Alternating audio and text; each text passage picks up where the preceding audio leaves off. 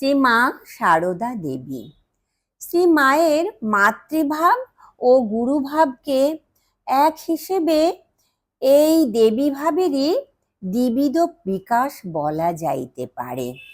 হিন্দু শাস্ত্রে অবশ্য মাতা ও গুরুকে দেবী জ্ঞানে পূজাদির বিধান আছে, কিন্তু বর্তমান ক্ষেত্রে শ্রী মায়ের আশ্রিত ভক্তগণ তাহার মধ্যে এমন এক অলৌকিক করুণা, পবিত্রতা, আশ্রিত বাৎসল্যাদির পরিচয় পাইতেন, তাহার ফলে তাহাকে কেবল শাস্ত্রীয় বিধি অনুসারে নহে, পরন্তু প্রত্যক্ষ দেবী জ্ঞানে শ্রীমাকে হৃদয়ের অকপট ভক্তি অর্ঘ্য অর্পণ করিতেন।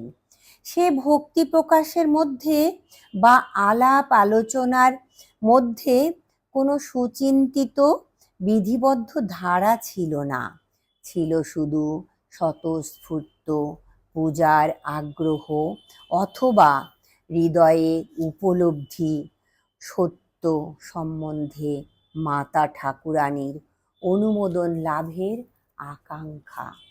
কেহ কেহ দীক্ষার সময়ে বা স্বপ্নে শ্রী মাকে দেবী রূপে দেখিতে পাইতেন এবং সেই অনুভূতি জীবনের সম্বল হইয়া নানাভাবে তাহাদের কার্যাবলীকে নিয়ন্ত্রিত করিত।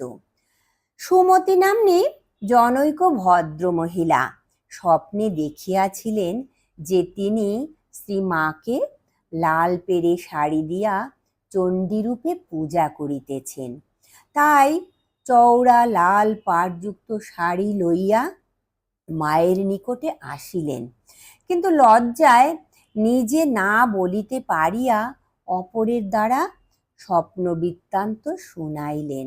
মা শুনিয়া সহাস্যে বলিলেন, জগদম্বাই স্বপ্ন দিয়েছেন, কি বলো মা, তা দাও, শাড়িখানি তো পরতে হবে। তিনি উহা পড়িলেন। ওই দিনই রাত্রে লক্ষ্মী পূজা। বিকেলে একজন স্ত্রীলোক লক্ষ্মী পূজার তাবৎ উপকরণ লইয়া আসিয়া মায়ের শ্রীচরণ পূজা করিলেন। পরে 4টি পয়সা পদতলে রাখিয়া প্রণাম করিলেন। মা উপস্থিত সকলকে বলিলেন, আহা, ওর বড় দুঃখ মা, ও বড় গরিব।